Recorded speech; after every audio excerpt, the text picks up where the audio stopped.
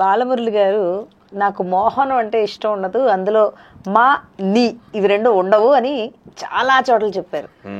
అది నిజమేనా? అంటే నిజంగా కూడా నాకు అంత డబ్బు రాలేదు అని ఇలాంటివి స్టేజ్ మీద చాలా ధైర్యంగా చెప్పేవారు ఆయన. అదే మీరు ఇప్పుడు అడిగారు కాబట్టి ఒక మాట చెప్తా. చెప్పండి. మా గురువు గారి కచేరీ తమిళనాడులో ఒక పల్లెటూరులో ఒక జమీందారు గారు పెట్టాడు. అంటే చాలా ఆస్తిపరుడు ఆయన. ఆయనకి సంగీతం అంటే ఇంట్రెస్ట్ ఉండి కాదు, ఓ పెద్ద సంగీత విద్వాంసుడి కచేరీ వాళ్ళ ఇంట్లో పెళ్లికి పెట్టాలి. గొప్ప. ఎవరు? బాలమురళీకృష్ణ గారు.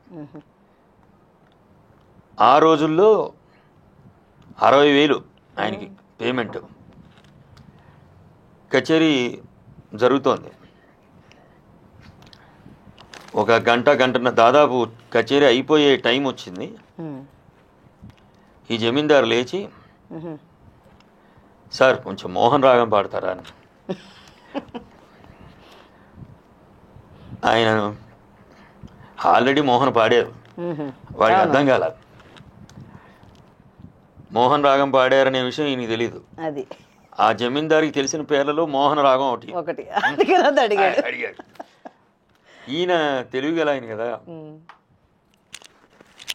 కచేరీ ఇంత అయిపోయాక మళ్ళీ మోహన్ రాగం పాడడం అంటే దానికి చాలా నిబంధనలు ఉంటాయి, ఏమిటో చెప్పండి అన్నాడు. మోహన్ రాగం పాడాలంటే 60,000 ఇస్తే పాడతారు.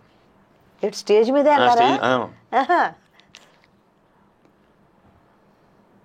ఇస్తానులే పాడండి అన్నట్టు. అంటే కాదు, ఇప్పుడు అందరి ముందర ఇచ్చేయాలి మీరు నాకు అని.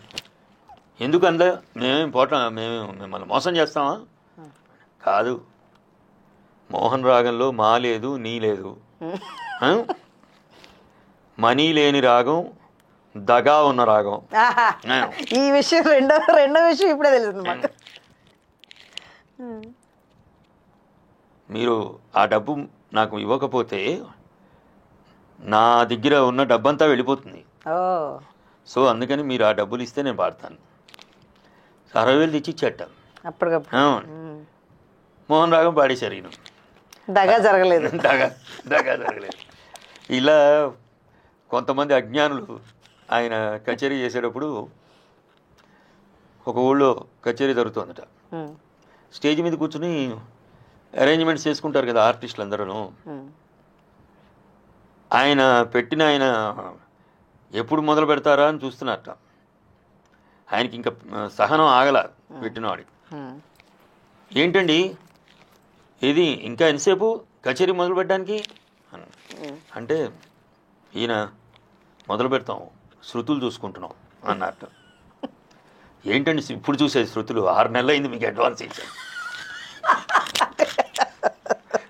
ఆయనకి ఎంత సంగీత జ్ఞానం ఉందో 6 నెలలు అయింది అడ్వాన్స్. ఇలా అందరికీ ఎట్లా సమాధానం చెప్పాలో ఆయనకి తెలిసినట్టుగా ఇంకెవరికి తెలియదు. స్పాంటేనిటీ ముఖ్యంగా వారికి. అవును. ఎంతో మందిని చూడడం, అది కూడా సున్నితంగా. ఒక పల్లెటూరులో వెళ్తుంటే ఒక ఆయన ముందు ఓనర్ అనమాట గుర్రబండిలో వెళ్తూ ఆ పొలాల మధ్యలో నుంచి వెళ్తున్నట్ల, ఈ పొలాలన్నీ మావేనండి, కౌలుకి ఇచ్చాం అన్నట్టు. మరి గాయకులు ఏం చేశారు పాపం అన్నది. కవులు గాయకులు ఇలా చాలా మంది రావడం, మాట్లాడుతూ ఉండడం, దాన్ని ఆయన చిన్న చమత్కారాలతో కొట్టేయడం బ్రహ్మాండంగా ఉండేది. అవునండి.